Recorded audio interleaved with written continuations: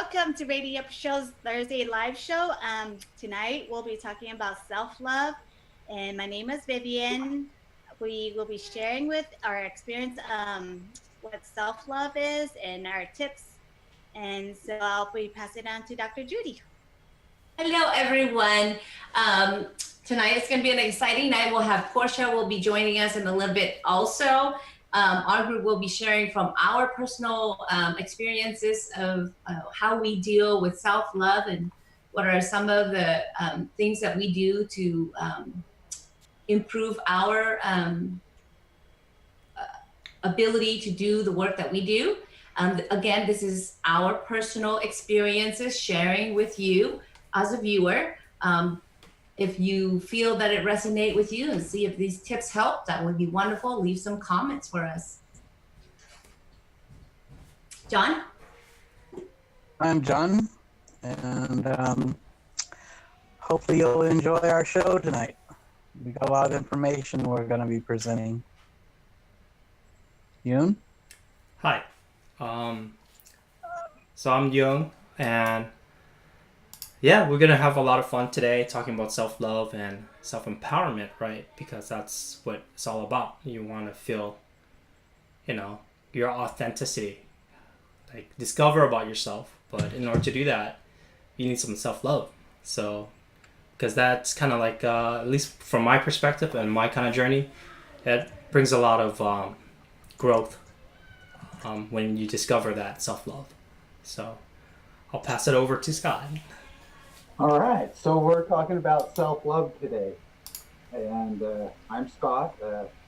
By trade, I'm a massage therapist, and I'm sitting out in my massage room painting my door. Anyway, I'm just happy to be part of this group, and I love the subject that we're talking about, and we're talking about how to fortify and strengthen ourselves and to share this love that we have. Judy? Wonderful. Just going to make sure that our YouTube is going on live. For a minute there, I didn't see that is happening. So starting off with self-love, from my experience, really, ever since I was a little girl going through, I believe a lot of people their challenges with trauma at an early state in their life. In my situation, I was blessed enough not to really have that issue, but I do see that a lot in my practice. But for me personally, dealing with childhood trauma as a child who grew up without a mom, my dad was was put into jail, being accused as the CIA for the American people when he was in Vietnam.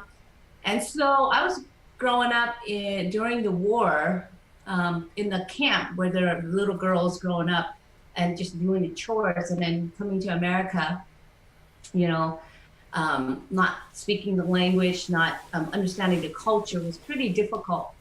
But I was never really have a sense of this kind of like nowadays how kids deal with being alone, having that low self-esteem. I've always had this sense of love within me all the time. Like there's always a spiritual guides within me that had always guided me and protected me. So even though when I'm alone, I'm always feel loved. I'll connect with animals. Like I always have a cat as a pet or a dog as a pet, or I'll play with different animals within my childhood as I was growing up. So I didn't really experience that kind of like withdrawal or shame or anything until in my high school year, middle school, high school year, when my dad, again, we talked about how we did the forgiveness in the previous video. He grew up in an environment where there's a lot of trauma, a lot of abuse and all that stuff. So when I was going through high school, he would go like, I love to bake and I love to cook during that time. And he would like, oh my God, he would have friends over, and he would tell his friends that he would have to pay people to eat my cooking. So, if you're very sensitive, that could be hurtful, and that could be detrimental to some people. But for me, I just laugh it off, and I just like, okay, whatever, and really don't really have a problem. And then when we were poor, when you first came to America, you don't have any money. My dad would buy us one pair of shoes for that whole entire year for school year. And he bought this tennis shoes that has a logo that says Como. And I remember going to middle school, kids were making fun of me because of my shoes. And again, that could be detrimental to some kids who have already low self-esteem. But for me, I just like, okay, it doesn't really affect me. If you want to laugh, you laugh. It's a shoes that, keeps me warm, and I'm able to walk, and that's better than being in Cambodia where I don't have any shoes. So for me, it's more perspective from where I came from, having nothing, to be in America, having everything. Life was beautiful for me, regardless of what I have. So self-esteem wise, I don't really have any challenges, because for me, I look at where I've been and what I have now. And even when I don't have, I always have that sense of appreciation of life. And so I've been very, very blessed to connect with people who have always been very helpful and loving. And so that was my perspective. Well, that's amazing. Yeah. Yeah. Yeah. I think for me, I grew up a little bit differently. I didn't go through all that, trauma, and at least with the dynamics of the family. However, for us, I would say, because I was born in when my families were coming over to the United States, I was already in my mom's womb, so I didn't experience any of that hardship that Dr. Judy went through, or my older siblings. But I guess for me it was just growing up, just normal kind of childhood, playing in the streets and all that stuff. But I guess for me growing up, I had half American family members now, other half of American families. The divorce rate or parent separation, a lot of kids are left with growing up with their mom or their dad, most of the time probably their mom. So I grew up with my mom, and so, I didn't really have a father figure. So I kind of just did everything I wanted, go in the streets, run around, get into troubles a lot. And so I was really influenced by peer pressure in the outside world. Being what is it to be cool, especially the guys around, you have to act tough, you have to be a certain way, or you might get beat up. So I grew up with all that, and it kind of put a toll on you. It kind of mess up your self-esteem, because certain people, they accelerate in certain things and certain people can't. So I grew up struggling a lot with, I would say, delayed learning, I guess. So I struggle with just school and everything. And so I think it was really hard for me to build that confidence in myself. So I didn't really know. I was kind of on my own at a very young age. I was all around playing in the streets and stuff. And I guess what I'm trying to say is that at a very young age, like normal kids growing up in America, they get a lot of peer pressure with a lot of kids, other people, adults telling you what to do, what you shouldn't do. Then over time, it's just, you start losing yourself. You start just wanting to be what other people kind of perceive you, or you perceive what other people want you to be. So you kind of extend that and play that person. and then always reaching out for something. I was like, oh, I need to have this, I need to have that.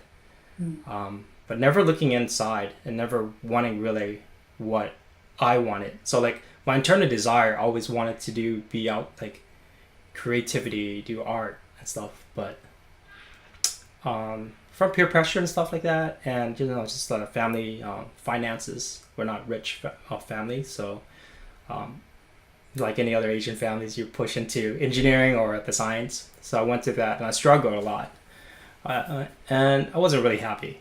So I built a lot of anger, and that along with my mother, she wasn't there a lot. She had to do business and things like that, and with the family properties and back in the old country like Vietnam. So there was a lot of disconnect between my relationship with my mom. So all that built a lot of anger, and just looking outside. And to me, self-love is kind of like when I started to look within myself and see what I really like, and kind of discovering myself, seeing like, oh, I don't like this, I don't like that, and I don't want to be told what to do anymore. And just kind of looking in, and from there just kind of start learning, and then just seeing the more of who I am, and that kind of build confidence and what I want to see myself and want to be, and not what being told how I should act and think. So that's kind of like my perspective of self-love.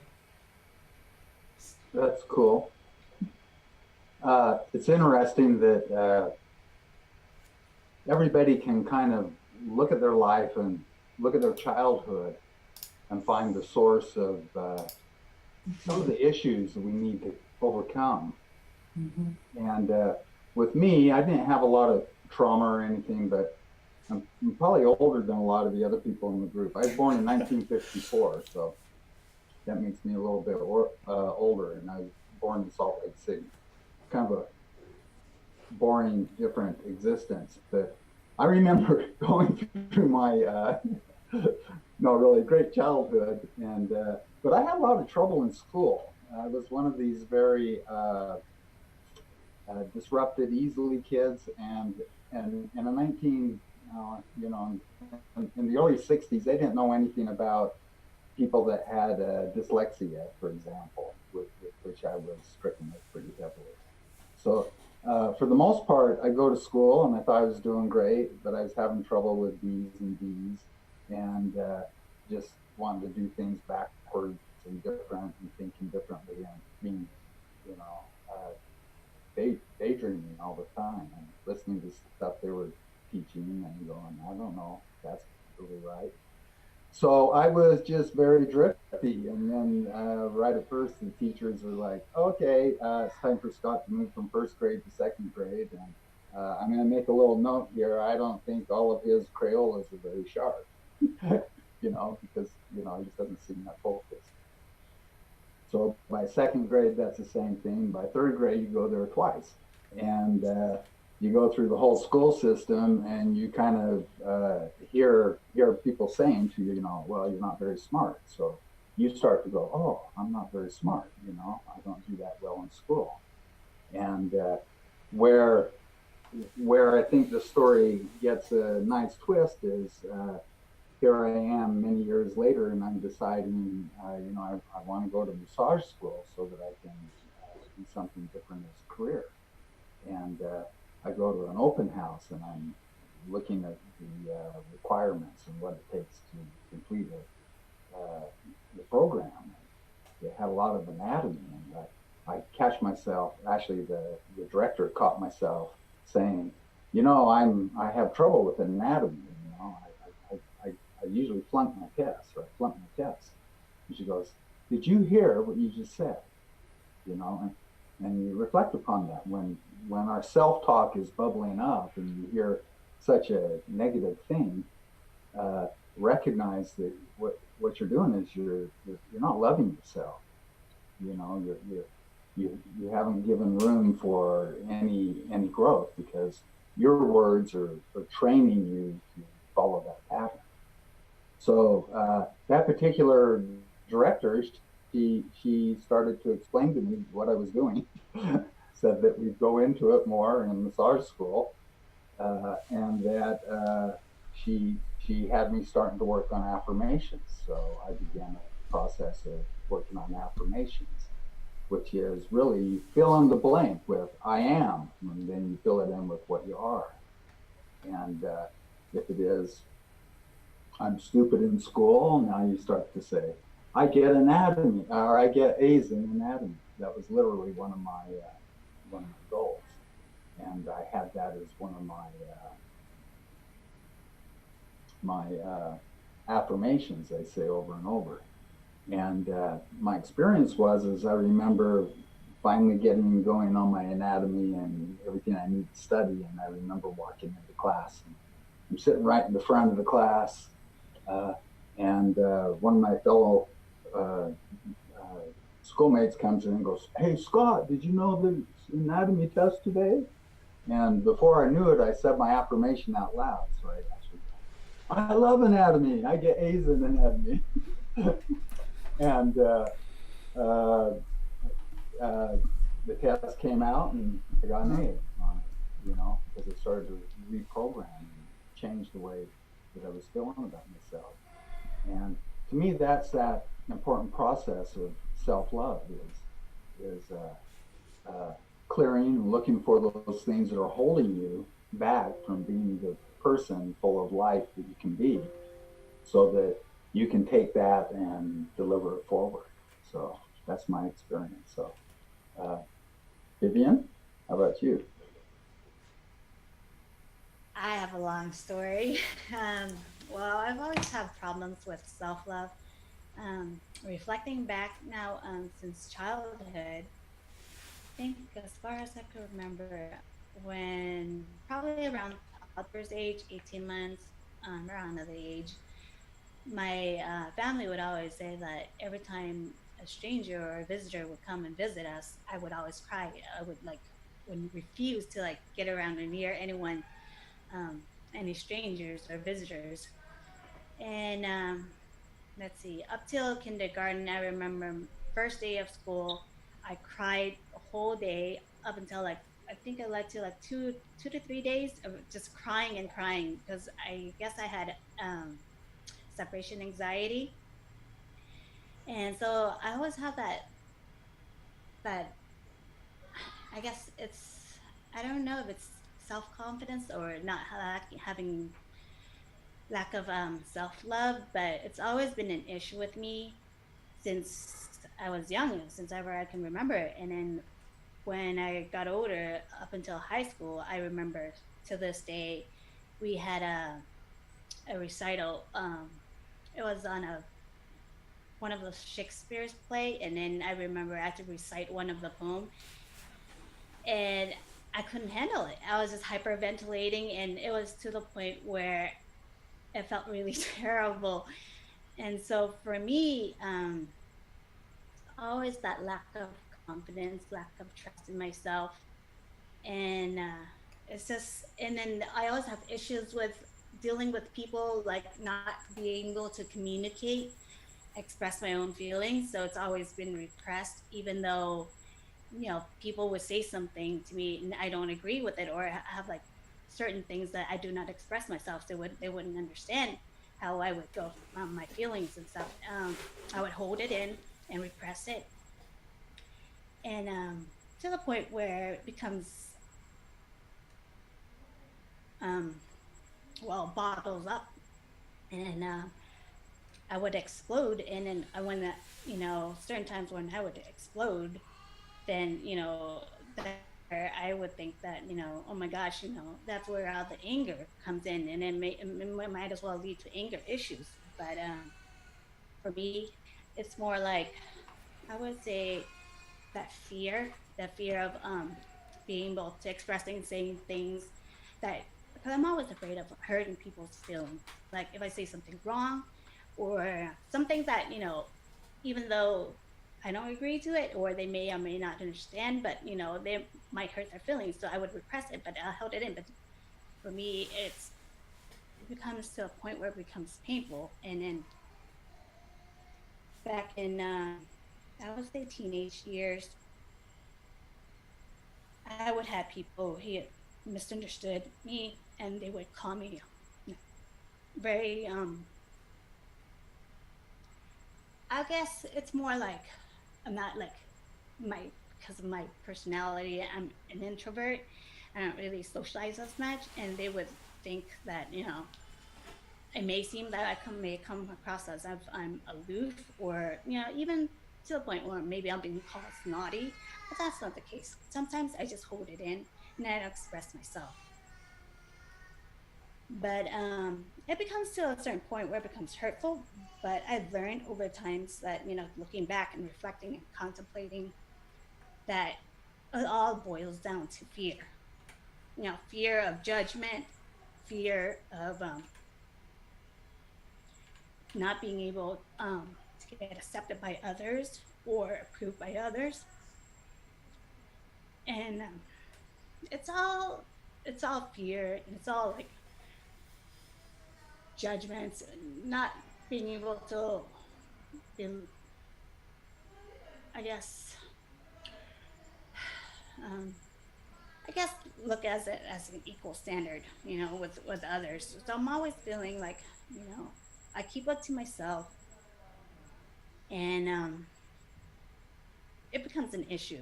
Where to this day, looking back, you know, I reflect on it. It's like, why did I feel a certain way? Why? I mean, even till now, it's really hard for me to try to communicate and express myself. And I don't, as you can tell, I don't like to talk as much if I don't need to talk. But I've come to the point where I realized, yes, I have to speak up for myself. I have to voice my opinion, and it's just something that you have to learn, and it's a process, and it's hard for me, but I'm learning to pretty much speak up for myself, and express my opinion, and it's about self-love and self-respecting for yourself. And for me, the way I do it is I have to first recognize what my issues are, and then what the problem is, and then have to go back and dig deep. Like, where does it stem from? Where is it big? What does it boil down to? Like, what kind of fear is it? Is it fear of judgment? Um, Fear of not being accepted as who you are, or fear of not being, I guess, up to standard to some of the other people's expectations, or it could be like just having lack of confidence, lack of trust. And so you would go down the list, and you would, go through all the sceneries and all the times that you went through.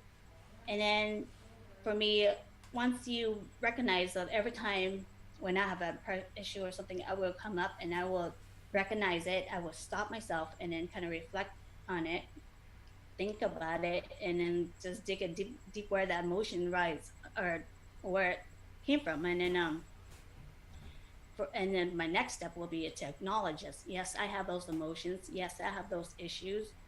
And what am I going to do with it? Am I going to live with that, like, and be a victim and just victimize myself and act like a victim and have the pattern, repeating itself? Or am I going to change it?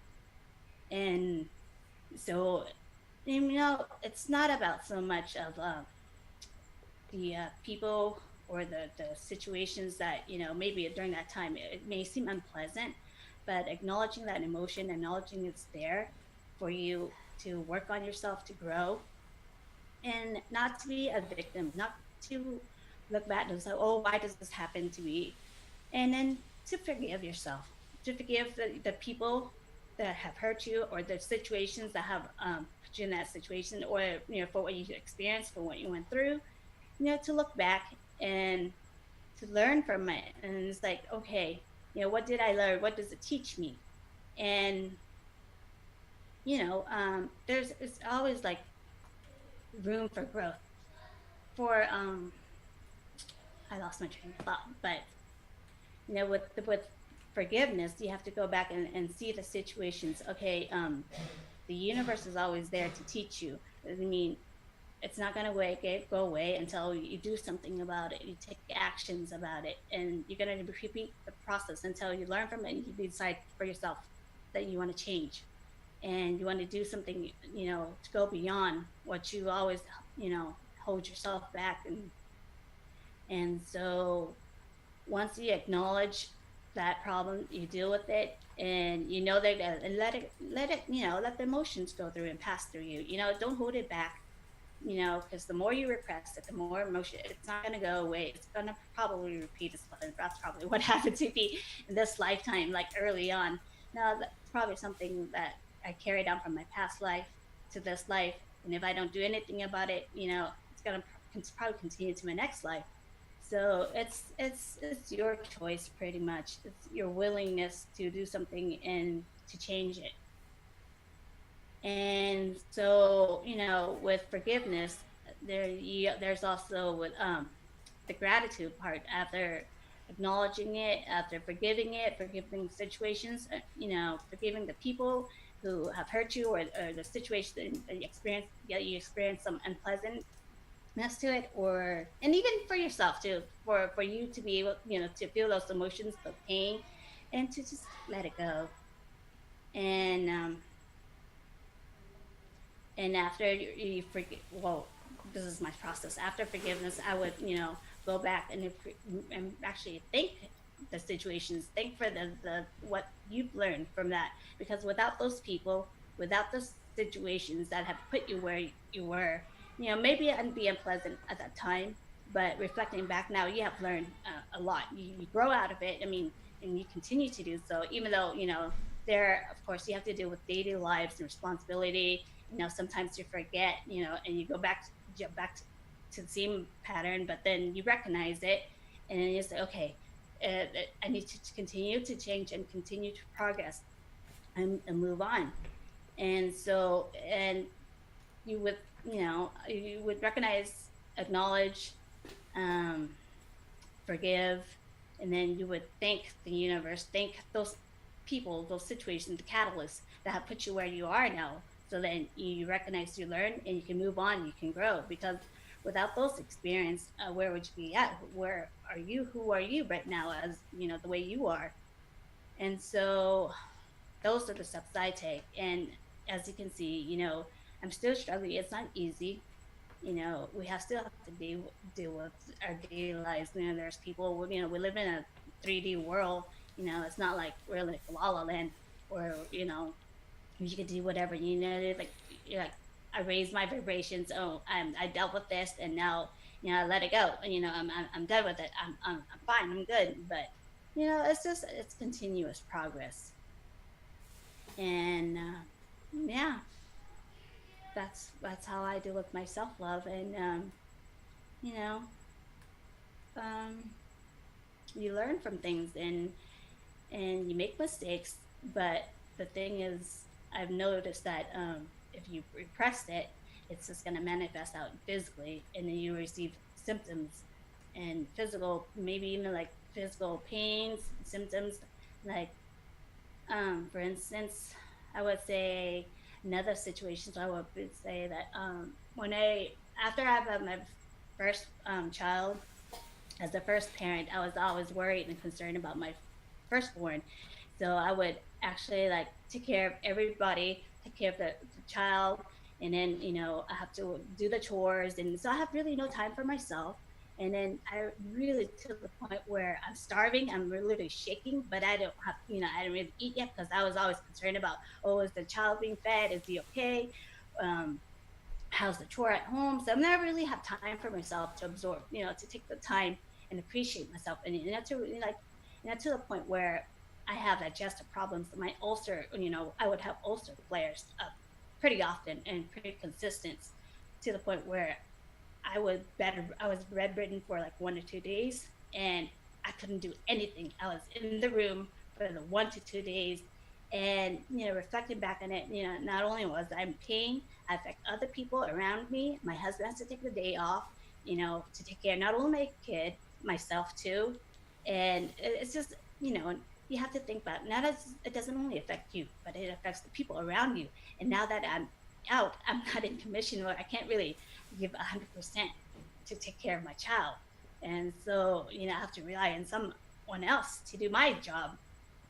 And so you really have to go back and then, reflect and say, okay, I really, need to take care of myself. And this physical body, it's, your body is letting you know when it's acting up, it's an alarm system. It's just letting you know that, hey, watch out, notice that, like, this is what you're doing to me, it's a warning sign for you. It's an alert system in a way.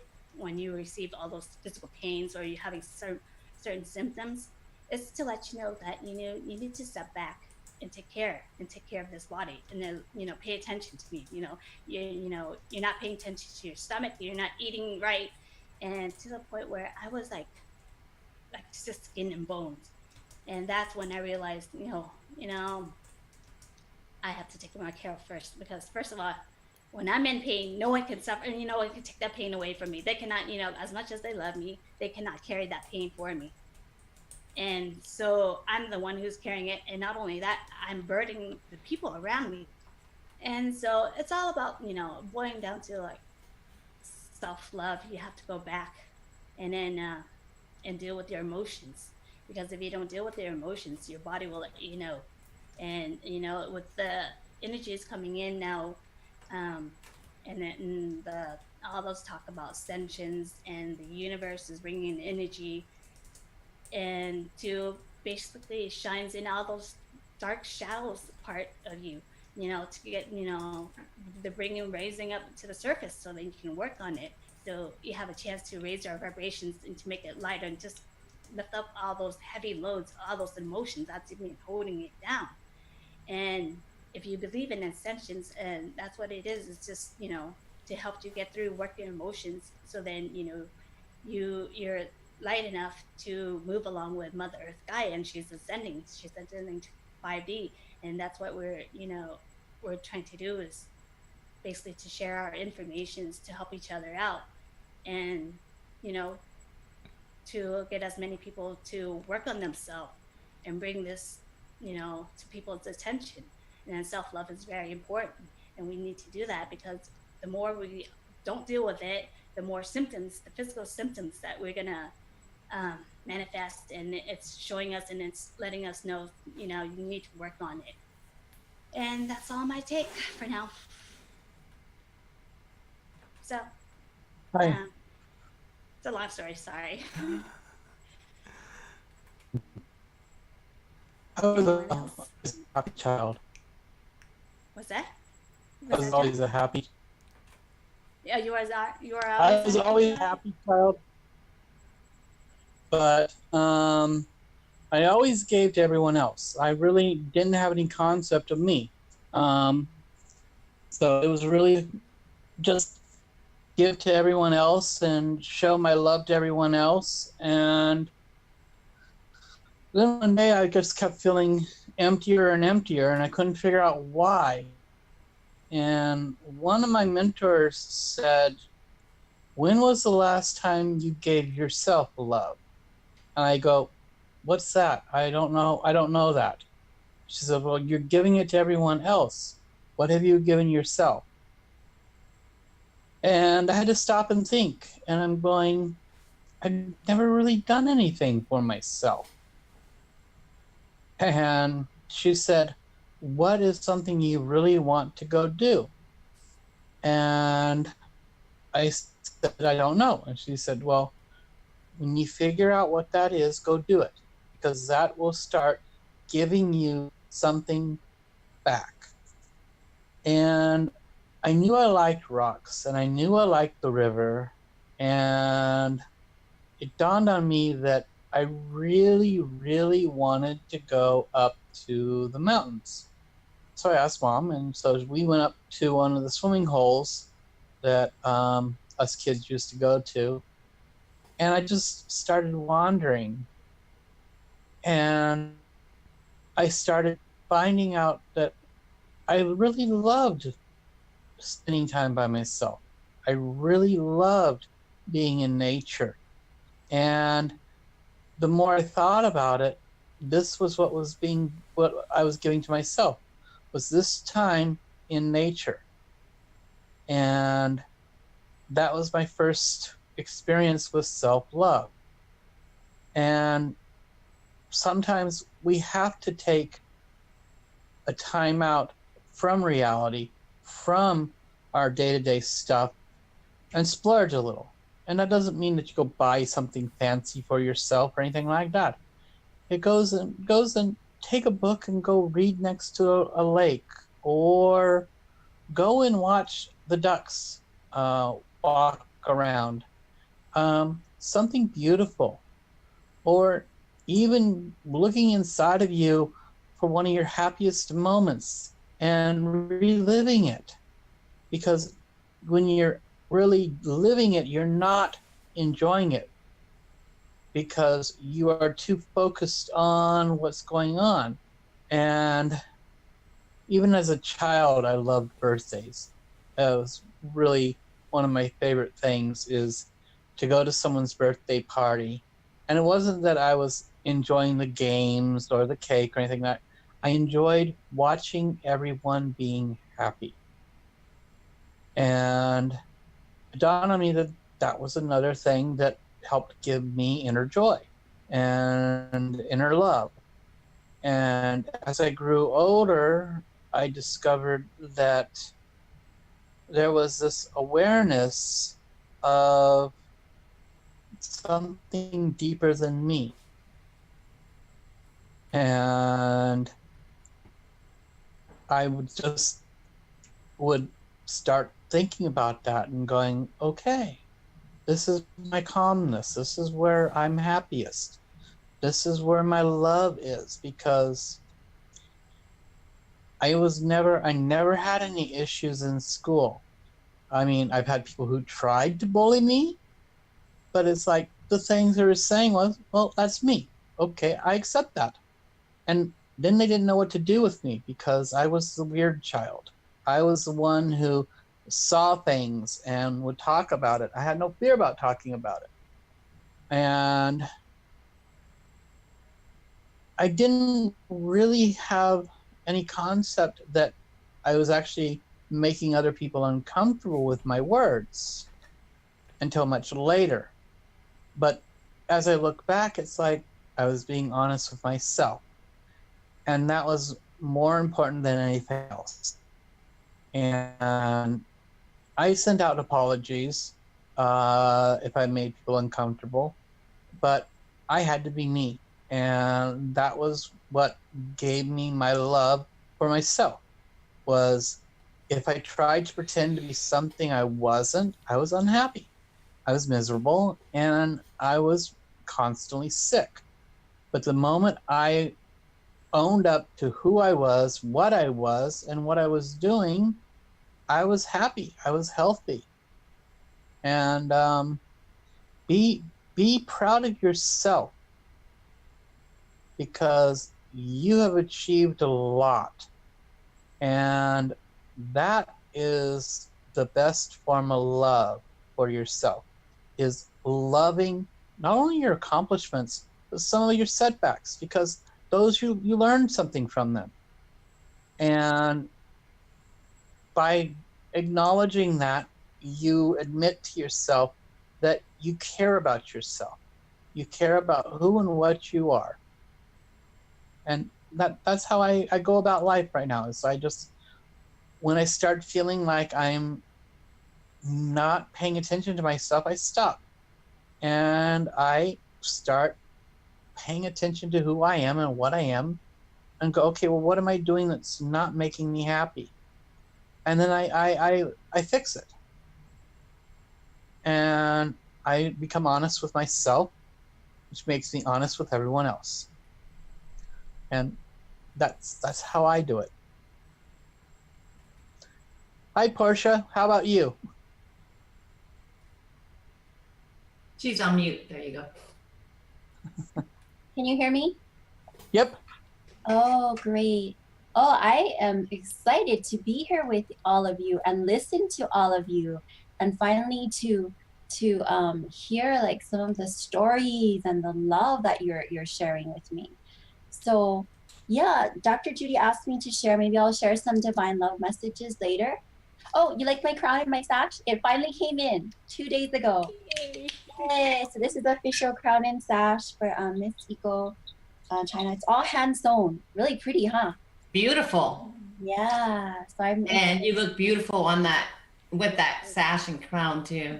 Oh, thank you. You're so kind.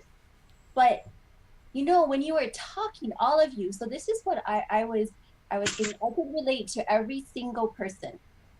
So when Dr. Judy was talking about, you know, because I'm 7 different nationalities too, so I had to like really figure out who I was and be okay with it. And you know, and I grew up, I think like Yoon and Dr. Judy as well, my parents weren't so well off actually. That's actually how I got my name, to tell you the truth. My father was a mechanic. He started very early, and he fixed people's cars, and he fixed a lot of like you know, cars that were not so um, you know, like really not really fancy cars, until one day a man brought in a Porsche and he got to fix it, and the man really liked the job that he did, and he brought in all of his friends. So that's how I got my name, because they weren't doing very well, my parents, and all of a sudden this prosperity came in, so my dad named me Portia. So that's actually how I got it. Wow, it's awesome. Cool. Yeah, they used to be in the Porsche club, but they only had a Volkswagen. So you can imagine this, right? All of these Porsches like lapping all these like amazing Ferraris and everything, and this fancy auto club, and all they have is a Volkswagen. But after they were more prosperous, he got to own actually a few Porsches and 930 Porsche Turbo. I have the best memories of he and I in midnight, because there's nobody on the road at midnight, right? There's like no police cars or anything. Okay, I shouldn't probably say this, but yeah, we would race midnight on the freeways. So those are like the best memories I have of my dad, you know? And just the wind in my hair and everything like blowing, and just like passing everybody, you know, and saying hi, and just like, you know, there were hardly any cars if there were, but just that feeling of being free, you know? And like all of you were talking about being who you are, and like you know, just your own lane, staying in your own lane and doing what you love to do, your passion, you know? But yeah, those were some of the memories that I had. So even though if you work hard enough, you'll always be successful, you know? Even if you're not at this point, this doesn't determine your whole life. So yeah, I remember they used to actually eat like army rations. My parents, they used to be really poor. So my mom's favorite food to this day is like scalloped potatoes, like because they only had that dry mix in the box, and they would eat sardines actually from the army rations, because my dad was in the army for a little while, and yeah, and they lived with my grandmother for a long time until my dad became very successful, and my mom was a teacher, and yeah, he actually built our house. He built a whole business. Now they're actually pretty, you know, successful with land development and construction. But I had a very interesting childhood. So it can actually go either way, you know, with like the self-esteem and the self-love you folks were talking about. I remember as a young child, I actually would like load blocks and barrels for like his house movie, and my sister would like drive big trucks. She was so small, but she would like help drive, because that's all he had, you know, was us. And we would yeah, we would just help the family, because that's what we did, to support everyone and support the livelihood and everything. And I remember like carrying like you know how you pour cement, like the cement thing, it shoots out and it goes into the driveway. I remember doing all that stuff with my father, because he was in construction. Yeah, so people, you never can judge a book by its cover. Yeah. And I'm actually very appreciative of growing up that way, because I feel like I appreciate more things, you know, and I'm not afraid to work hard for things, and I'm not afraid to like get my hands dirty. But I was in Hawaii, because I know you folks were all in Hawaii. I have to watch that that session with you folks. I'm just catching up because, you know, I was spending a lot of time with my family, so I will watch it. But yeah, I was helping my mom in the yard, and we were planting. We were planting all these like garden pallets. So, like some things like never change. So yeah, I'm all like in my work clothes, and my most comfortable clothes is my father's clothes. For some reason, like his shorts and his big shirts, because we're always doing stuff. We're always doing like garden work or doing something with the house, or it's just part of our like DNA, I think, because he's in construction. And I actually like that because it keeps us active, and we know that by our hands we can create things and we can manifest them, you know. And I'm grateful actually, because I could have been very I think ungrateful. I do remember the funniest thing in high school, because you know when you're trying to be all cool like that, like Dr. Judy's talking about her shoes, and he was talking about like other kids, you know, and you know, Vivian's talking about like other girls, and you know, we grew up with a lot of peer pressure. Even Scott Wright is talking about that, and John trying to fit in.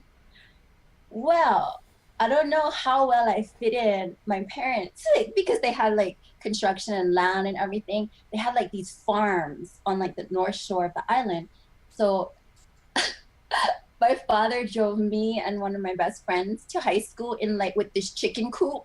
All the chickens are like, the roosters are crowing, and he's dropping me right in front. Did you guys see Spider-Man Verse, that animated film yet? Not With yet. okay, I won't spoil it though, but it's in the trailer where his dad is a police officer. I don't know if he's like the head police officer, but he like drops him off at his school in front of everybody, and the sirens going off, you know, and he's like on the loudspeaker, "Tell me that you love me, son," you know. Then his son has to, "Dad, don't make me do this. Don't even." And the father just turns on the sirens and keeps going, and he's like, "Tell me you love." And so there's an, "I love you, Dad," and he's just like walking into the school, and all the kids are around him like laughing. It was hilarious because it was kind of like that, but it's a whole different experience. You know, chickens, roosters, feathers flying all over the place, and I have to like jump out and like walk in front of all my friends and all of these, like, you know. But you know what? I remember caring about it, but now I look back and I'm like, who cares? You know, like Yeah. what John was saying, you are who you are, and you know, you have to appreciate the differences, because if one thing's for sure, that's just a very original ride. Right? It's a very original upbringing. And I got to a point somewhere along the line where I realized how much my parents really loved us. My mother was a teacher. She taught for over 25 years in the public school system. And she was able to do the first grant in Hawaii to educate teen mothers so they could bring their babies to school with them so they could graduate. And she would also teach all of the kids who nobody thought would graduate or go to college. She had all the GED kids, you know, suicidal kids, kids on drugs. She had like all of those kids. And so I learned the value of education. I learned the value of love and how much my parents actually cared, because we struggled so much. I went to one of the best private schools in Hawaii. All my brothers and sisters do. We all have master's degree. My sister has her PhD. But my parents taught us through their effort and their sacrifice that this was really important. So we paid attention. And if not, she punished us. So it was Asian family, right? So yeah, and then also we had the Hawaiian side too, which you have to understand, back in my mother's days, the trajectory was not for Hawaiian children to even know how to speak English well or to graduate from high school. They were not expected to even go to college. So she really transformed and changed that trajectory for our whole family, you know? And I'm not here also to say that that's the only thing, that college is the, you know, the end all, because it's not. My father graduated with a D minus. He's one of the most brilliant people I know and very successful, you know, but he always says that college was good because it taught you how to think. It's just the next level of education, you know. But then we have also the University of Life. you know? And so we can learn so much about life just through our consciousness too, which everyone was talking about. So I really love that. You know, I love that you folks were talking about your childhood and bearing all your vulnerabilities. And Vivian, the most like person you don't think has anything to say because she's so quiet. She's like not doing a whole novel. And I'm just like, oh, she's amazing. She has so much to share, you know? And I'm just thinking to myself as she's speaking, I'm like, yeah, you know, we all have those pains inside of us, and everybody spoke about like their childhoods. You notice that everybody had that in common. It's like the things that we learn in our childhood are so like they stick with us, you know. And I remember a speech teacher, because I was like Vivian, I was like the very shy, like when I spoke people didn't even hear me, like I was even in the room. They would always have to ask me to speak up, speak twice, to speak louder. So I was getting all of this through, and it was a self-esteem issue, you know, with me as well. Until I would say a teacher, it was a speech teacher. I had really amazing teachers, but he actually taught me that what I had to say was important. And I remember really wanting to excel in her class because, you know, I really shouldn't have, probably, with not wanting to speak at all and being so shy, but she really helped me and she was patient and she didn't fail me on my first speech. And I thought that was progress, you know, and she told me what I had to say was important. And so I excelled in her class. I got all A's on my speech. I was in the debate club. I was, you know, I was just speaking all the time. I mean, right now I have a crown and a staff because I want to speak, you know, about these important issues about sharing love, peace, harmony with the world. But was it not for her, I would have been a completely different person. So what I think is important that everyone spoke about today was really to embrace children, embrace, you know, the effect that you have on them. Because really, they don't have a whole lot of self-esteem when they start off. When you become a teenager, I mean, this is just everyone. I would not go back to high school. If you paid me like $3 trillion, I just wouldn't do it, you know? I wouldn't. It was crazy. And, you know, it's not a real world. And a person says one thing to you, and all of a sudden, you know, your whole world is ruined. You know what I mean? Mm-hmm. Or the right person doesn't talk to you and you're just crushed forever and you're never gonna, you know, escape this treachery. So it's kind of, we really need to pay attention to not just teenagers, but other people and mostly to ourselves. I think that's a really beautiful thing, you know, because it's very vulnerable when you grow up. You know, there's a lot of risk nowadays, you know, and you folks know the statistics, you know, with suicides and with all these things that kids having to grow up with nowadays, you know, and deal with. So yeah, really embrace our children and teenagers and tell them how much you love them. Tell them how beautiful they are. Like literally I was watching each person talk, you know, Dr. Judy, and I'm like, wow, she's just so amazing, you know. I was listening to you and just her heart is so open. And then Yoon he's came on the screen. I'm like, wow, what a nice looking guy. And just trying to share his, you know, how he grew up and then his mother. And just, I was like, wow, I could really listen to you guys for a long time, you know? And then Scott talking about, you know, anatomy. I remember I was in anatomy too, you know? And I was like, wow, I'm grateful that you shared how everything turned around for you. And it's a whole reprogramming, you know? And then Vivian was sharing her novel, her epic novel of experience. And I was like, wow, she really needs to speak up more because she has so much to share. Like Yoon's writing, she's on fire. She's totally, and you know, when we talk about our hurts and our vulnerabilities, this is what people don't understand. Even in Divine Love class, we're not our karmas. We're literally the empowerment that comes from it if we go into it consciously, you know? So I was like, yeah, this is awesome. You guys are actually expelling all these toxins so everybody can learn, and we can feel each other's heart and connect. And then John's talking about, yeah, I was the weird one, but I don't care. I'm so good, and I'm like, I like this. I like this group, They're just so open and, well, of course, we're in a group talking about dragons. So, I mean, what's going on with us, right? We are ready. If you're drawn to this in any facet, you've got to be a little bit weird. You've got to be a little bit strange. But that's the beautiful part of everything is there's always a yin and a yang. So the shy, timid girl in the back of the room actually has a voice. That's the yang side of it, you see? So my theater teacher always said there's a spectrum, and all you have to do is run along the spectrum and flow.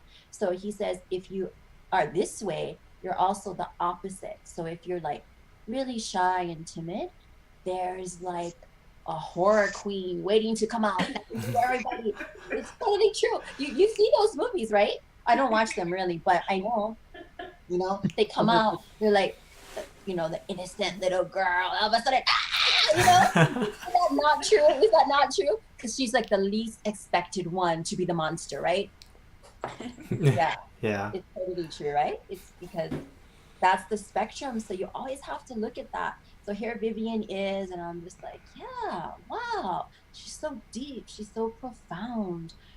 Does she know how amazing she is? Well, I'll just tell her. Now you know. But it's like that with everyone. Everyone has so many gifts, and so I'm so glad you guys like put John on your panel, and now you have this whole like superhero force going on. It's awesome. Because you guys can talk about your vulnerability, you can talk about what happened in your life, but you don't stay there because you don't. That's the thing. You don't want to stay stuck in it, right? You want to move on, or that would be a real depressing show, right? Yeah, absolutely. Yeah. Okay, so. I know. I think that's about what I kind of wanted to share at this point. But yeah, we'll have some other things that we want to share. So I don't want to take up the whole show. So I will turn the time back to everyone else. It's awesome insight and wisdom there, Portia. Yeah, I just wanted to bring up another topic about, we covered a lot about our own personal experiences, and we're sharing with the viewers. And, that's kind of like everyone's going through one way or another, like, through the childhood, and, they're exposed to all these environments that could cause them to be stuck in a certain state or perspective that kind of create blockages for them and not allow them to move forward. But, and we've been out there, and we're still working on it. And that's why, Radiate Up is, we're striving for that as well, so it's not just we haven't like reached there, but that's where we're striving, is to work within ourselves and to radiate that light to others. But in today we have like social medias and all these other things that we didn't grow up with when we were kids. So these new generations are having a much more difficult time. Do you have any, advice, recommendations, experience that you would like to share for people in this generation that are, probably going through this when we went through it when we were kids? Any inputs?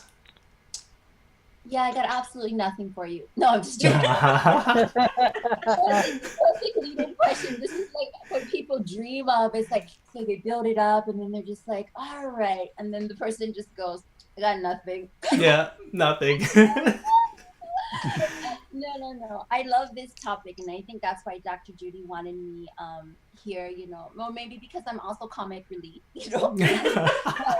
but I also have other themes, because of divine love and because of Tao science and all of these amazing things. So, your question is a really powerful one. I did my internship with high-risk teens at Kaiser Hospital, and I've taught teens and actually all like children and then up to college. I did a lot of service work with that, community service. You know what it is? And this is going to go for children, teens, everyone, dragons, everybody, all the souls. Let's just put it. You know what it is? It all comes back to love. Yes. It absolutely, and I'm not saying it because it's a cliche or it's because I'm saying it because it's true. When a child feels that love, even if it starts early, like Yoon was talking about in the womb, actually, it starts before that, you know? It's not just when you're born and you come into this world, you know? It's even in the womb. Yeah. So a lot of studies have shown, health studies and research studies have shown it's the music that we play. That's what we like to, you know, all this new reading stories to your children while they're in the womb.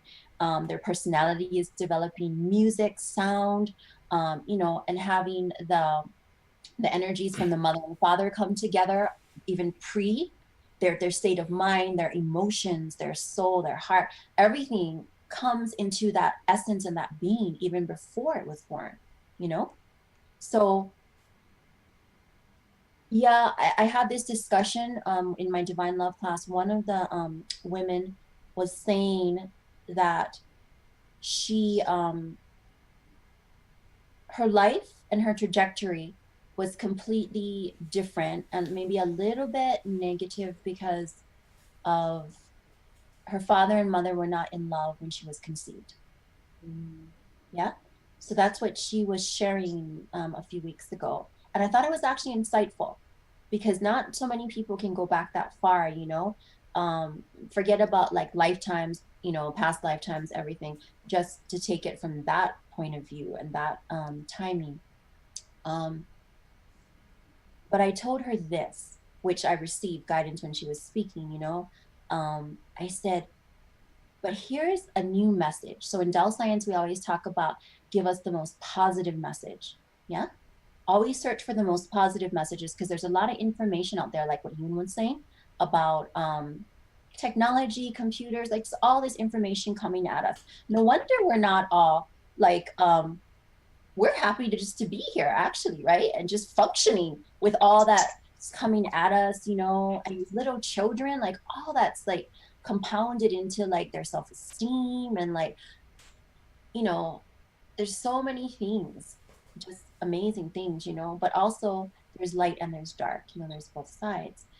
But if we actually were to accept the most positive message and so receive it into our heart and it's coming from the soul, right? The soul wisdom and it's received in the heart and it's processed through the mind. And that's anywhere along that line, there's going to be some blockages sometimes, right? But like Yoon was talking about negative and Vivian, negative beliefs, egos, attachments, and things like that, right? If we grab the highest message, which is we are source, we are Tao, we are the greatest love. And we weren't just conceived from our earthly parents, but we were conceived from the source, you know, and the metaphysical aspect of it, which is, I don't want to go so esoteric. I also want to be really grounded in this. But I think most people would agree that there is something more to this world and to life. You know, I know some people don't believe in God and some people believe, and there's all these different philosophies. But let's just say there is some greatness and magic to this world. I think most people would agree on that, right? All across the Yeah, board. definitely for sure. So there's different layers to that. But if we can at least agree that there is an amazing magician in charge of birthing us from the soul level and the heart level, and our body so just amazing, like the intricacies. I mean, I'm sure Vivian will tell us so much more because, you know, she's in microbiology from the molecular level, you know, how intricate our design is, right? We can at least agree that the veins and the arteries and everything and just the birth process itself, right? How babies are born into this world and how they grow in 9 months to this beautiful human being. So there's some magic involved. Let's just say that, right? So if we can believe that that is our connection. That's our true connection. That's where our yin and yang come from the Tao, and it's always going to be complete, and it's always going to be the greatest love. Let's take that message to heart instead of maybe thinking about there are these two human beings and they weren't completely in the greatest love when they got together, and then I was a product of that. No, let's go even deeper and higher, radiate up, and know that we're from Tao. We were born from that level of existence, that conception and that great creation and that magic. And so that we can create anything, manifest anything, become anything, and we can connect to everyone. And there is some power in that, because even if you don't believe in all of these other things, okay, this group I know is very proficient and enlightened about downloads, activations, because you've all experienced that. But let's just say there's some new people watching, right? Which you always have new fans and people we share on Facebook. Let's just say that, some people are kind of not at that level, or thinking in that direction. No comparison, no judgment, no attachment to anything. But there is magic. And when we get together and we connect like this, we can feel things heart to heart, soul to soul. I was listening to each person. I'm like, wow, I'm learning. I'm learning. I'm more appreciative of my family. I wasn't even going to talk about that, but Dr. Judy moved my heart so much. And I know how that feels not to have the right shoe brand, when you're a child, and how people talk about things, but I mean, I'm sure I had the best experience when I shared my chicken and rooster thing. I mean, I don't think any one of you could top that experience. Yes, you topped my Como shoes. Yeah, I get the prize for that. So yeah, and it's great. I was not gonna share that, but when she was sharing her heart, I'm like, well, I'll just share this, because I'm not there anymore. That's the thing. I think it's actually really comical, because I'm like, and it's not that all of that happened. It's that I felt like there was this huge spotlight on me, like everyone in the whole world was like, eyes were all on me. But it's not like that. But when you're a teenager, it feels like that. Yeah, it feels like you're just under a microscope. But yeah, if we can remember when we're a teenager or even a child and even an adult, because adults grow up as a bigger size version of the child that they were, right? We carry all those emotions, like Vivian sharing all of these things. It's still, and like Yoon said, we're still all spiraling up. Yeah. So we're all still learning and growing, but I think we're at a point now where we can know that there's something more to us, that we are much more magical than we think, and we can transform things, and we can also create our own reality. So maybe I can read this now, because I think it's really beautiful. There's a chapter on self-love, actually in the Divine Love book, chapter 4. Sorry, that's there's a lot of light to that. So let me just read this part. So I think you'll like this. Okay, it's self-love. You are my loving gift to all the universes. You are the highest treasure. So if we could think of ourselves in those terms, how much more would our life be different, right? If we can teach a child that they are a gift from heaven, from God, from the universe, from the great mystery, from the great magician, and that they have unlimited magic and potential. And that's the highest message they have in their mind.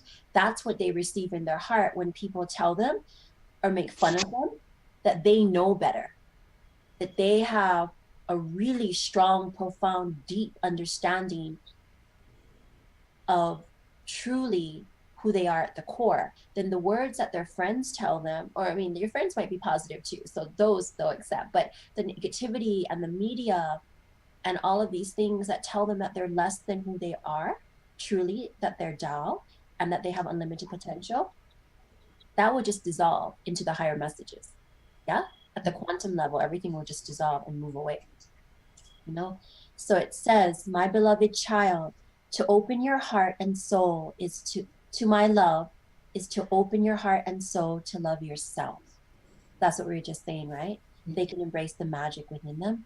To love yourself is to receive my love. So really feeling it deep in your heart, because you can know it at the mental level, but if you haven't really grabbed it in your heart, it's of no use, really. You know, you don't really feel things. Like when people are passionate about things, you can really, like John talked about, being passionate about crystals and rocks. When he found that, he found a different reality. He found a part of him that was Tao. Because when he speaks about crystals and rocks, you're talking to a whole different John. When he speaks about dragons and he speaks about magical things, the whole reality shifts, right? Because he's in it. He's really in it, and he's going to draw and magnetize other people to him. And like he said, he doesn't care. Right? He literally doesn't care what other people think about him. You know, he thinks being weird is cool. I'm with you.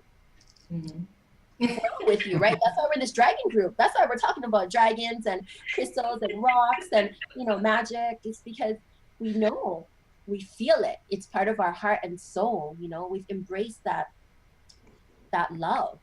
So that's what he was talking early on, to find a passion that drives you in a different direction. When people tell you that you're this, you go, no, that's maybe your opinion, you know, but I'm also this. I'm also quite magical. And then he can talk about rocks and crystals and dragons to them and everything that he sees. And they're like, yep, you're definitely something. Right? And they're right. They're exactly right.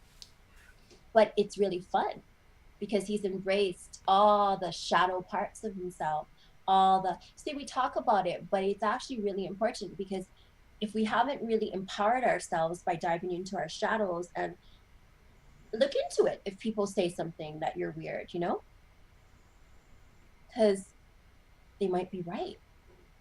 Yeah. But weird could also mean magical too, right? So yeah, it just depends on your definition. Yeah. And then it says, you are created by me. You are my loving gift and treasure to all the universes. You are part of me. You are divine. To feel and receive my love, you need above all to love yourself. Accept yourself as the highest gift. Value yourself as the highest treasure. You are my highest glory and present to the whole world. Love yourself as the highest being, the divine. Know that your own soul, heart, mind, and body are your highest temple. Serve your own temple. You serve all others. Love yourself. You love all others. Love yourself as the most powerful creator. You have created your reality. You have the power to create anything you want. Your ability to create is endless. And then it says this, I'm only going to read a small part of it. In a couple pages, it goes on to talk about you are the creator of your own reality. And I think this is important because that's what Jung was trying to, I think, really activate in us, is if we can create our own reality, we've created a whole different scenario for ourselves. So each being has its own reality. The whole creation is the sum total of the realities of all beings together, combined. Your life is eternal. There is only transformation. There is no death. Your physical body is the vehicle to take you to a higher spiritual conscious level. It is to help you reach your divinity at a higher, deeper, and more expansive level. Your spirit or soul chooses your physical reality. Your physical body and life is for you to learn lessons. It is for you to know that you are my beloved child. It is for you to own your heritage from me. It is for you to claim your divinity and divine powers. My beloved child, you are a powerful and magical creator. You have the infinite divine power to create the most fantastic reality. You have all the abilities I have. You are such a powerful creator that you have created your own reality. It is unfortunate that some of you are not completely happy or satisfied with the reality you have created. Now let me show you how you can create a reality you want. So then it talks about taking full responsibility. So this is the last part I'll read to you.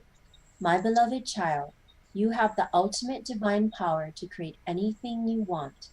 To create the reality that you want, you first need to know that you are the single creator of your reality. Your feelings, emotions, thoughts, speech, sensations, and actions create your reality. Take full responsibility of each and every feeling, emotion, thought, sensation, and action of yours. Know that they are yours and yours alone. It is your responsibility to have the feelings, emotions, thoughts, sensations, and actions you want. So this part's really key. Blaming others or trying to change others or the world will not make you feel better. It will not change your reality. Only you can change your reality. No one else can. Even I cannot do that. Take the full responsibility. It is essential and a step to change your reality. And the good thing is that changing your reality is much easier than changing the world to fit what you want. Mm. So that's pretty powerful, right? Mm-hmm. Yeah, amazing. Yeah. Yeah. I could actually speak to that and really relate to that last part there. Growing up from the killing field, having no parents when I was growing up, and then to come to be with a father who, you know, had a heart. All he knew was training me to be a housewife instead of allowing me to be the child that God had intended me for me to just have fun and explore. He's trying to tame me to be the housewife and like, this is what the men's want. And, you know, going to school in an environment where kids would make fun of you, all of that had no impact on me in a way where to most kids, it would be detrimental. They would have low self-esteem, they would have, but for me, my perspective is it's always love, it's always joy. I find joy in every little thing, you know, just being by myself, I'm fine. Eating lunch by myself, I'm fine. Where kids feel like they have to be, you know, they can't eat by themselves or they can't play by themselves. And you choose to create how you want your life to be. And every day, my daily ritual would be gratitude, just about every little thing.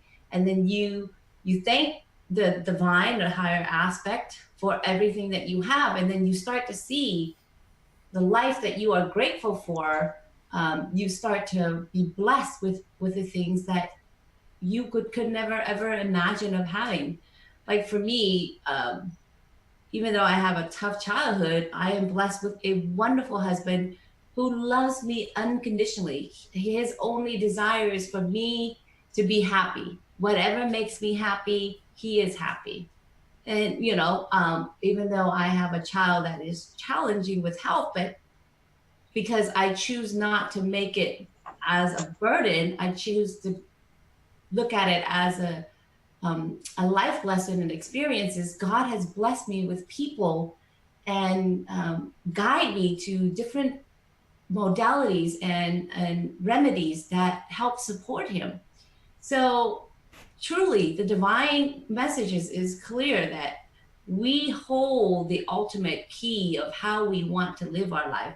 We can either be a victim, poor me, and you know, I have poor childhood, I've been abused, I've been neglected, or we can say, hey, you know what? I'm so grateful for the experiences. I now can relate to those who had dealt with that. I can appreciate and understand what they're going through. Because I believe that the lesson that we were blessed with, the circumstances, is actually to allow us to have compassion for others. And when we understand what that compassion is, we begin to appreciate life more.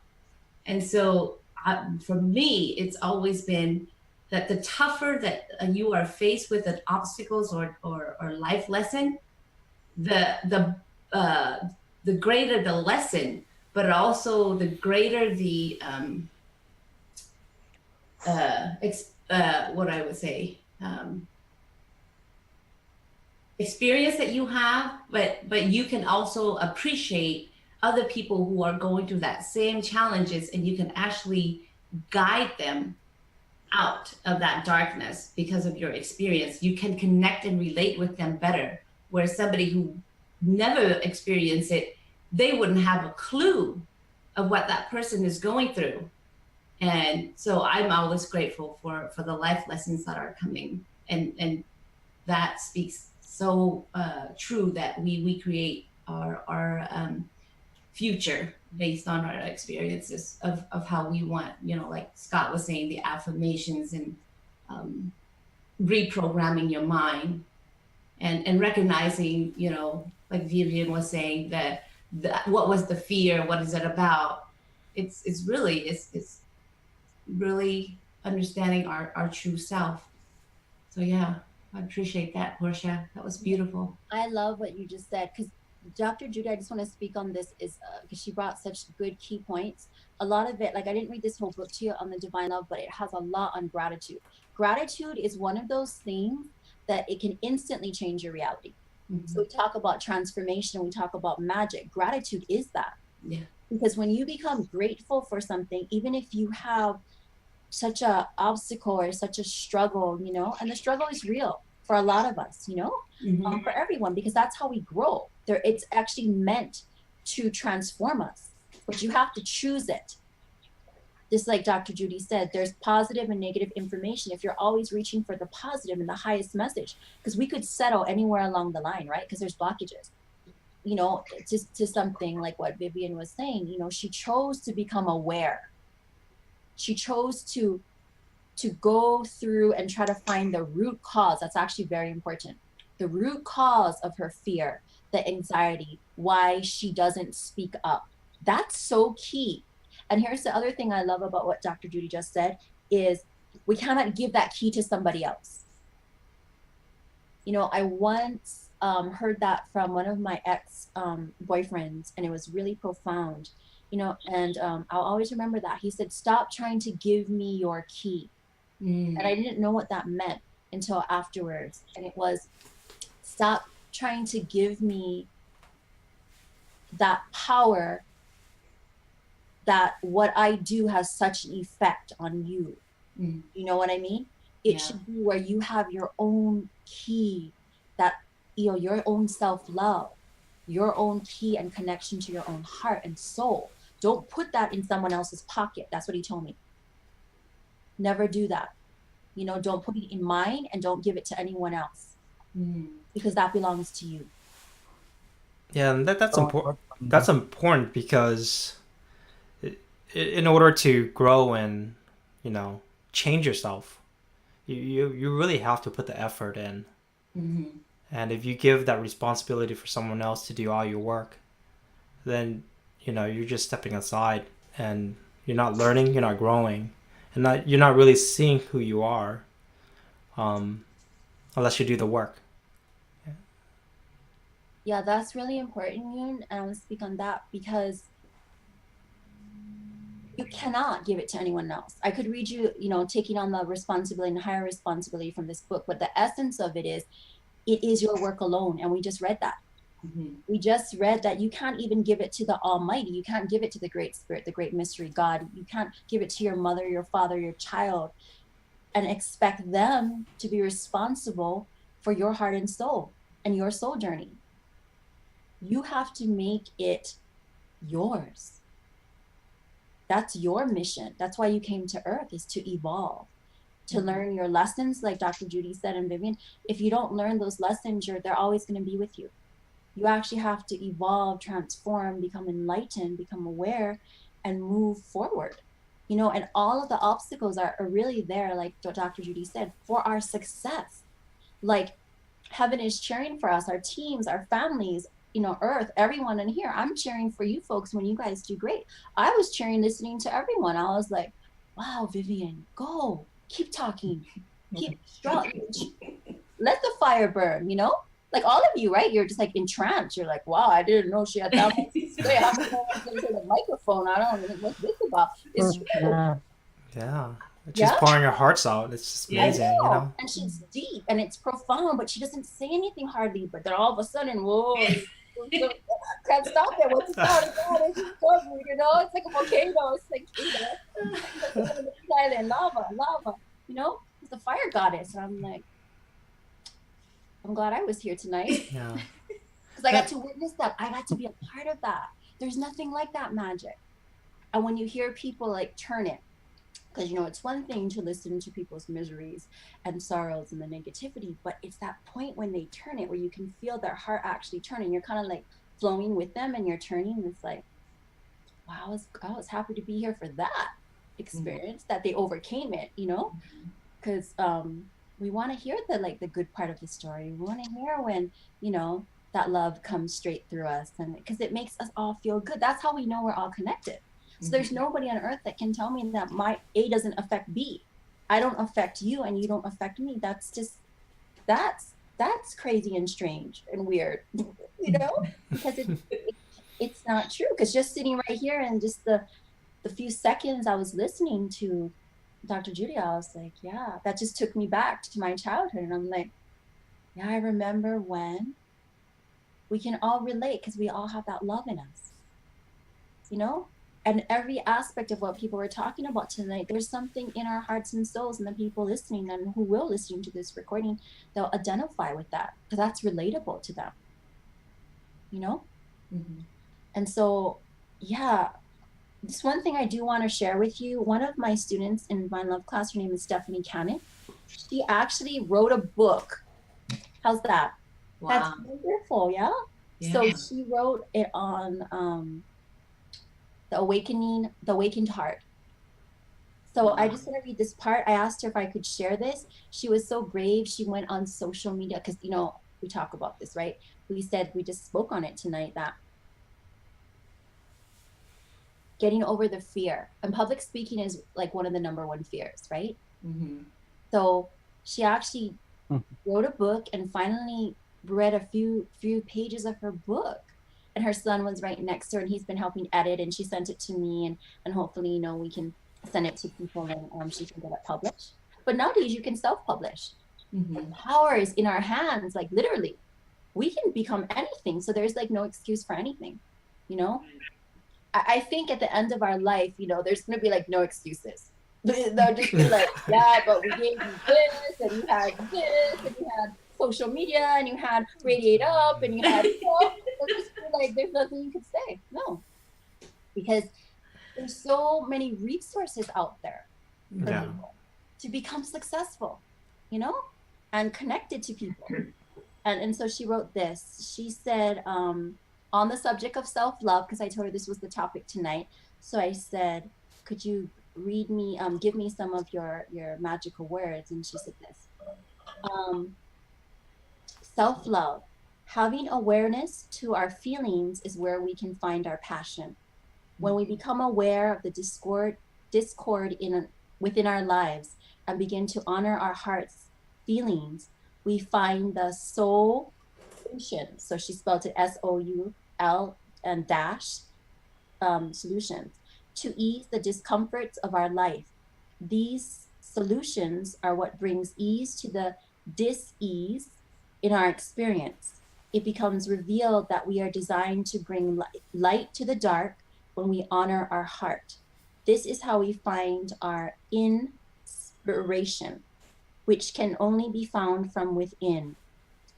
When we are finding our solutions through our heartfelt conclusions, we delight in our own unique way to bring light to dark, to bridge heaven to earth. This is the process I have come to find nourishment from within versus trying to seek it so much outside of myself. That's the whole key point right there. That's beautiful. Yep. Yeah, when we go within instead of without, and we try to give our keys, these golden keys of why we came here, what our soul is trying to express, and the love to someone else, and get validated by other people, that's just not the direction that we really want to go. Right. It has to be from that eternal, internal self-love. And you know, I think part of it too is really just exploring, because it's not the same for each person. You know, like what John is saying, he found his love in crystals and rocks, and speaking about dragons, that's his like natural talent. That's his like God-given gift Mhm. to humanity. Because when he's in tune with that, he's connected. And he can easily magnetize people to him. Did not this happen effortlessly? I was just thinking, and I don't know John very well, but I've listened to him on the show, and I think it's pretty brilliant, you know, the wisdom. But it came from, you know, a master teacher, Patty, who mentioned it, and I didn't really know. And usually all the people that we've had on the show, we usually know a little bit about them, right? They're pretty good friends for many years with me, but I just felt it. And I felt like you folks really could, we all could really love dragons. We want to hear like the highest wisdom about everything and all these magical creatures. And then, so then finally it just clicked, you know, a few weeks. And then it was like, okay, we'll bring John on the show. John saw the show, Master Patty comes in, you know, Master Teacher Patty, and all of a sudden, John's having a class, and then Linda's in the class, and then everybody's in the class, and then John's on the show. And I'm just like, John's here. It's a total picture. But that's how love happens. When we just open our heart, right? And we figure out our similarities and not our differences. Yes. That's really how the world is going to be really connected to this love, this harmony. If we figure out we only have one world, it's a circle. Mm-hmm. It's a globe. We all have to get along. There's no place else to go. And we just have to love each other. And we have to like, what does that say? We're just walking each other home. You know? And the thing about it is, the more at home we feel within ourselves, in our heart and souls, the more we can actually emulate that out. Because the person that's really connected, the person that's truly in love, and the truest love is really not, I mean, we talk about romantic love, but it's actually how connected we are with a person in Africa who we don't even know. You know, a person in New Zealand. It's just like all of this is one. And the more we're one within ourselves, the more we can actually connect to the oneness in everyone else. Right? Yes. Yeah. How do you folks feel about that? That's actually was beautiful, because how you're saying is once you begin to understand your true self and learn to love yourself, you can then radiate your light outward. And that's where you can actually see the beauty of others. Because now you see the beauty within yourself. You're not judging. You're not, you know, criticizing another person. Because when you are free from all that self judgmental, you look others as a whole person, and therefore when you radiate that love and that light everywhere you go, every person you see beauty. You don't see flaws. You know, when people always ask me, do you see this and that, I see the person as a beautiful soul. I don't have any judgment, or I don't see the flaws in people. Always give them the benefit of the doubt, unless they show otherwise. But the first impression, it's always the beauty first. They're a beautiful soul. What do they have to offer? Be open to that. So yeah, totally. Hey, Portia. Yes, John. I'm having a little bit of entertainment with you, because you have a 3-headed dragon, and one of the heads is trying to find a comfortable place on the tiara. It keeps moving her head around on one side and around on the other. But you also have a spirit that has been flying around you and has kissed you a couple of times on the cheek. I'm not sure who this is, but they've been here throughout the whole conversation. And when you were talking about your dad, the activity really picked up. Was that the So I white don't know who dwarf this that I've been is seeing, because John? yeah, Okay. yeah. So Yeah. Oh, that's awesome. It was floating from your chin, and it goes to your left arm portion, and it was like right behind you by the lamp. I was like, what? I saw that too. Yeah, Yeah. it's quite Yeah. magical here. Yeah, I know. I think it might have to do with my ancestors, John, because Mhm. we honor our ancestors. I did an ancestral gratitude ceremony when I was in Hawaii. We went to the grave. I've done it since I was 12. So I think maybe, do you think it could be related to that? Um, ancestors' spirit? Probably. Yeah, I don't know. It did not show itself. Like some spirits show themselves to me. This one stayed as the orb, so I couldn't tell you if it's male or female. Mm. But if I go by personality, it's a child or someone who's really childlike. Oh, Because I mean, they got bouncy and they got flying around and got really excited. So how magical. I love that. Wow. Yeah, and I have a three-headed dragon. Did you say that? yep, got one head on one shoulder, one head on the other, and then the top one is trying to get comfortable on the tiara and not too amused because he's getting poked or she's getting poked. So while John, you're on the mic right now, do you want to share what the three goddess came to you to share? Yeah, and the two that are still here. Yes, and that they are here to give the message. Yeah, I've had numerous visits by Isis, Aphrodite, and Bridget. And for those who don't know who these are, Isis is an Egyptian goddess. Aphrodite is a Greek goddess, and Bridget is a Celtic goddess.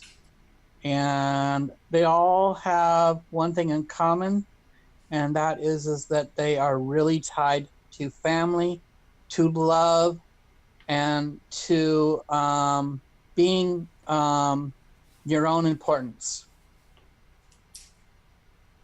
And the message, the first message that they gave me was that there is a large number of people who think that the divine is only one being, that there's no others. But in point of fact, they state that there are multiple divines and they're all tied to the one, but they are separate entities. And each belief system, each religion has one of these or more than one of these tied to them. And their concern right now that's causing a lot of chaos and havoc is there's no unity. Instead of unity, there are people that do not believe in any others, their own entity.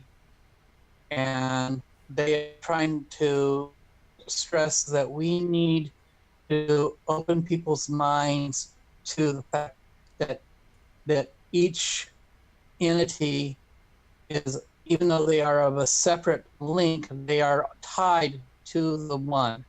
They are tied to the highest divine, and that they all need, even if they don't accept them completely, they have to at least acknowledge them because they are there.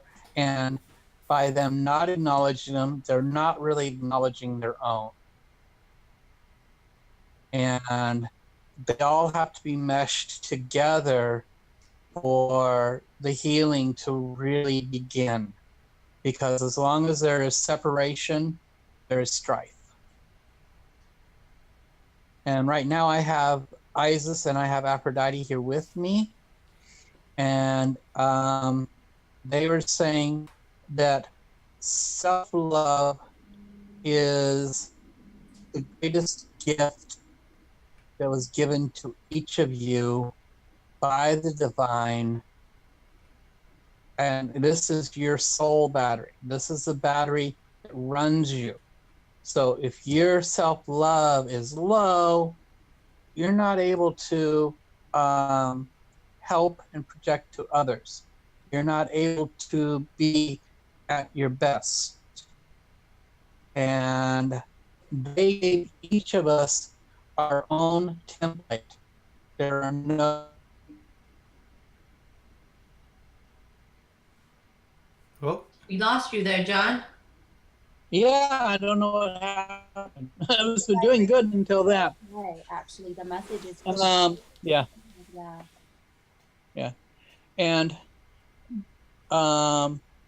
Isis actually has a message for you, Porsche. She Oh, I'm says, all ears. I'm gonna open my heart. Go ahead. she says, she is so wonderful to see that you finally accepted your goddess. And that is the goddess that is in you.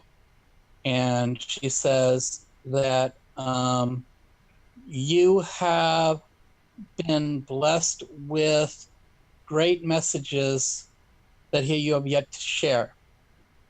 And she says that you should be presenting these either in a song or in book form, but that message needs to get out.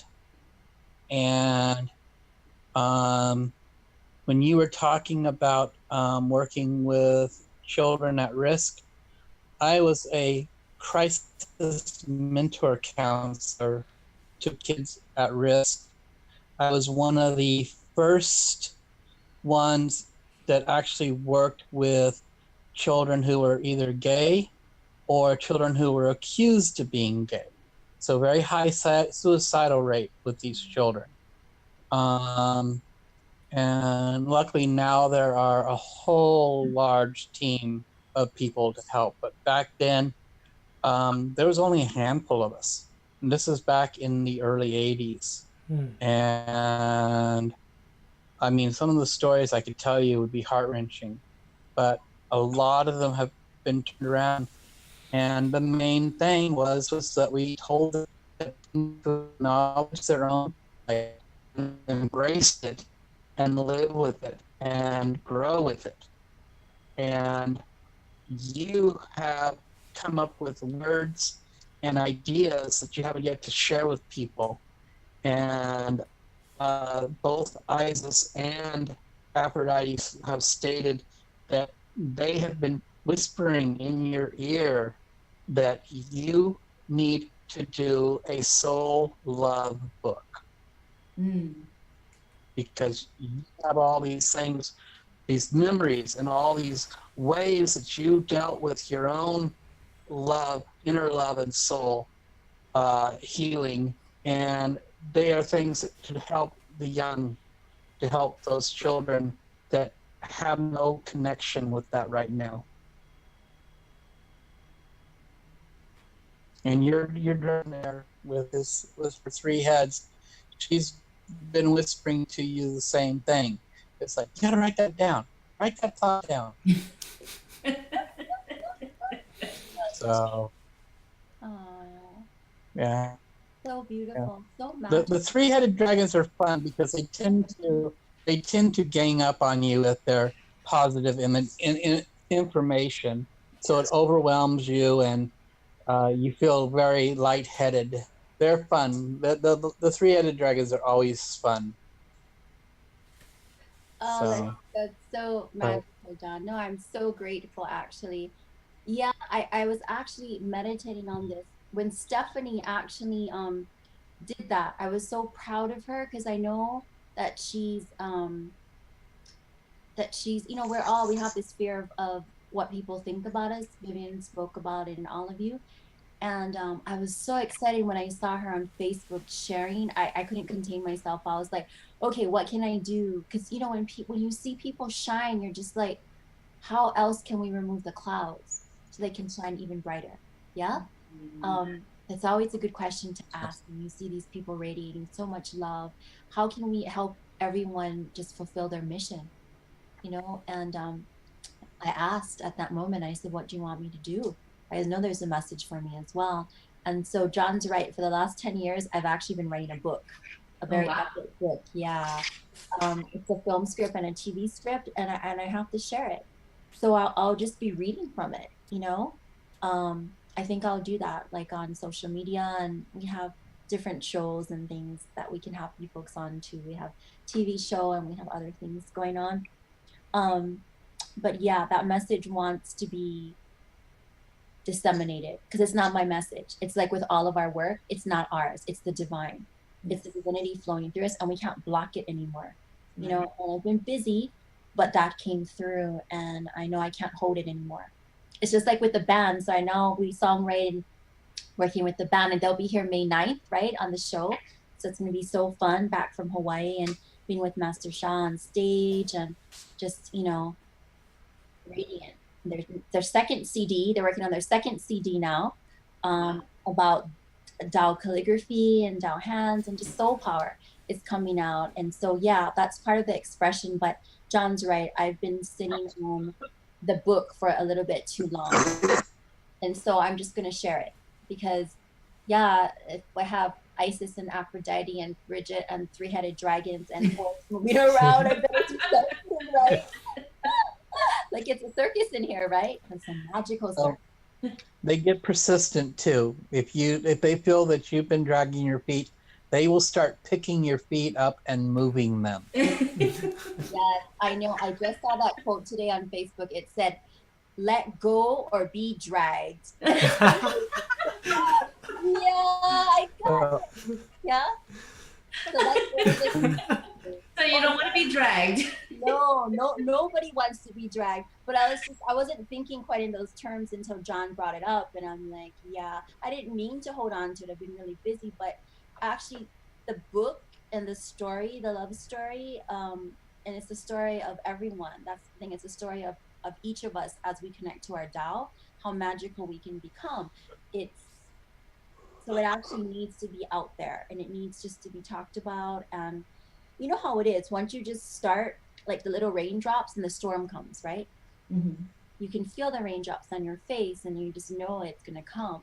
So you don't have to ask. You just have to trust it, you know? So I think that's another thing that I'm going to definitely do is start doing that. And I have another project as well. And I think it's all connected. It's all one thing. The other thing I was going to say that was really poignant tonight was what you folks all expressed. And I think all of you said it, so I can't remember who exactly pointed it out, but you can't really give anyone anything that you're not. So I think it may have been Dr. Judy. If you don't have that self-love, and what John just said, if your cup is not full, you can't actually give that to anyone else, right? Like he just talked, that was such a deep analogy. He just talked about this battery. Like everybody can relate to that, right? Mm-hmm. If your battery is low and the divine gave it to everyone, that's self-love, and it's like on very low power or it's non-existent, you know, it's running on fumes. We do that sometimes, right? Like Vivian was talking about it. She was like, oh, I'm starving and my body's shaking. Like all of us could see that. We could visually see. Mm-hmm. And her heart's just aching for her child. Mm-hmm. That's a low battery situation. Mm-hmm. Yeah. And I've been in times like that where I'm serving so much and I need the balance. So it's really important. That's the other thing about self-love is we love sometimes in the spiritual journey to serve so many other people. But the first person we need to save is ourselves. I think Yoon talked about it one time with the mask, putting on the mask when you're in the airplane. If you don't do that for yourself first, you're not going to be able to help your child. You know, you might pass out. And then I was thinking about this because I was just on the plane 3 days ago. I just got in from Hawaii and I was like, the exit row. I was having this conversation with a really young boy sitting next to me. You know, he wanted to sit in the exit row because no one was there. And I'm like, okay, great. I want to sit in the aisle seat up there. I had an aisle seat. But I'm like, the exit row has so much room. And then he was a little bit like, I don't know. The stewardess said we have to wait here. There's like a 20-minute rule. You guys know about that, right? After the plane takes off, then you can change seats. But then I was like, don't worry about it. Well, and he goes like, oh, I don't know. I'll go. So I went up and sat in there, you know, and I was having the time of my life because I was like, wow, this room. You know? There's no one around me. There's no one. This is great. And then he was so scared. I'm like, come on, you can do it. And he's like, oh, okay. And he finally came up and said, they need us in the exit row. This is a good analogy. Because if something happens to the plane, who's going to save it? Someone has to open this door, right? So they need us as much as we need them. And that's how it is in life too. You know how Rumi says, what you're seeking is seeking you. Mm-hmm. So like that love, that greatest love, that self-worth, that self-love, we need it because we need to give it to other people. Yeah, and be full of that so we can give it to other people. And then other people can feel that and give it back to us. And it's just this beautiful flow of energy. Because the one-way thing doesn't work. John's completely right. It doesn't work well. We have to have like a two-way directional thing. You know, if heaven gave us some things like the book and the story and these magical words, I need to share it. If heaven gave John this gift to talk about dragons and crystals, if he gave Dr. Judy this talent to fix other people's bodies and align them, you know, each of us has talents. We need to share it. We need to really allow that love to flow. And you can share with us the beautiful crown that you are wearing and your platform that you are using to share this. Can you elaborate more? Yeah, sure. I would love to. Okay. Our platform for the pageant, the Eco International pageant, that's going to take place this summer in 2 months, actually. It's going to be very exciting in Las Vegas, is the World Outreach Mission Fund, which is great. They actually, they celebrate children. That's what they do. They feed them and they house them and they send them to school and they follow their stories all the way up until they're really successful. Mm-hmm. And it's really impressive because, you know, sometimes we give money to charities or we do certain things, but we don't see what happens to it. Yeah. Yes. So we get to follow the children and their stories and what they're doing in their own communities and how their lives are changing. And also, they send us out. If you actually win the pageant, they send you internationally to Honduras and you become this humanitarian ambassador like all over the world to actually go there and to be with the children and to go to their schools and to hang out with them in their houses and their villages and to eat with them. And it's just amazing. So you can do so much good work, you know? And my personal platform is to spread love, peace, harmony around the world. So we're doing that through Divine Love, of course, like Dr. Rulin's book that I read from tonight, and I'm teaching classes, so I'm a teacher. But also we're sharing some of the other things that we've been doing, like the love meditations. Have you folks seen, I posted some of Master Teacher Francisco and Master David's love meditations? Yeah? Yes. Yeah, I'll post some of them so you guys can see them. But they do them every day. Pacific time, it's like 8 in the morning, like 8:45, 9 o'clock. And they also do Tao calligraphy demonstrations, so like Tao hands and Tao calligraphy, and they actually help people. They transform them by tracing calligraphy. And wait, so did you guys go to the calligraphy exhibit? Did you guys watch that online? I signed up on it, but I missed. We were, what were we doing? One, we didn't have internet, so that was bad one. Yeah, so we did sign up for the class, but we didn't get to watch it. Oh, that's. But spiritually, I know we received it. Yeah, absolutely. There was a gift given to everyone, a blessing. But you know what? More so, then I'll post the Tao calligraphy transformations that, you know, we do. And if you have friends or if you have things that you want to overcome, you can actually submit your name for anything, you know, like depression, or some people have things going on, kidneys, you know, stomach issues, spinal issues, and they're doing a lot of research and people are transforming. So it's amazing. So you can submit to be a demo, yeah, on this. So yeah, I'll post it later so you can see it. But Master David did a really good one on self-love this past week. I think I listened to it like 3 times. It was so good. I will post that one because this has to do with the topic. Mm-hmm. But yeah, it was amazing. And connecting with like hundreds of people around the world, you know, I don't know how many there are, but you know, that's a powerful energy. Just like each of you, if it was only one person doing this show, mm-hmm. that wouldn't be that fun. I mean, nowhere would you I was talking about this three-headed dragon on my tiara, you know, and things floating around, like, you know, and then Vivian's like pouring her heart out. I mean, we're not gonna get that. Like, this is like the most magical place to be on a Thursday night at 9 o'clock. You know, this is awesome. So all of us together, connected, doing the same thing. It's the oneness thing. Yes. You guys are doing amazing things. That's why I love this show. You know, I never hesitate to like promote it and to have people on it, because you guys are just doing magical things. You guys are bringing people on. They're talking about their heart's passion, their love. You're spreading love. You're telling about your vulnerable stories. You're bringing people on that are intuitives, that do readings. John's like talking about messages and things going on around us. And it's so beautiful, you know? And just things that when he talks about it, I'm just like, yeah, my heart just like, I totally received that message, you know? Because he's totally right. Yeah. Like, where else do you get this combination of just like wisdom, intelligence, magic, vulnerability, be able to relate, you know, to so much of childhood stories, to even like trying to spiral up and radiate out, you know, to enlighten ourselves and transform. You guys are just real, and I like that.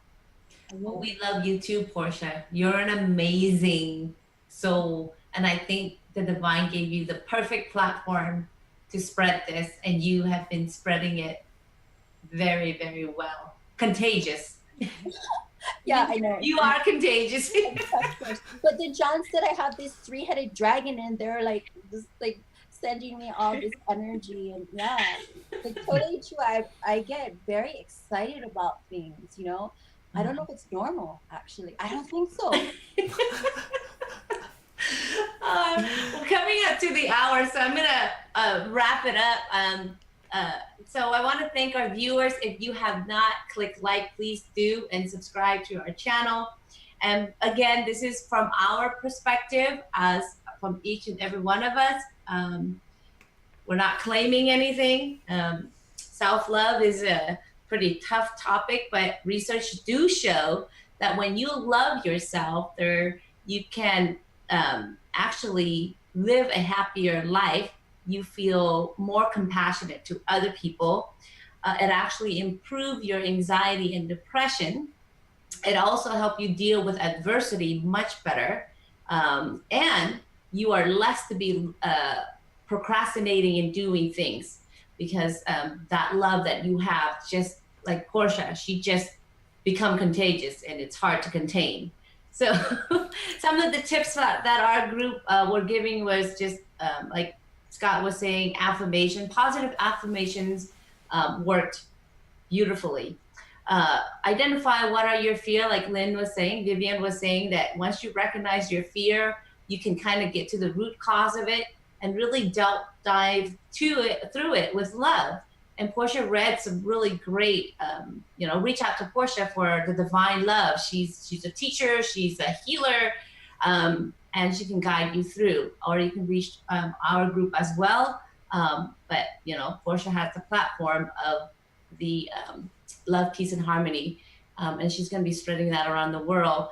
And so our next week we will have our guests coming on talking about water, the different water machines, and drinking quality water, because water is also nutritionist.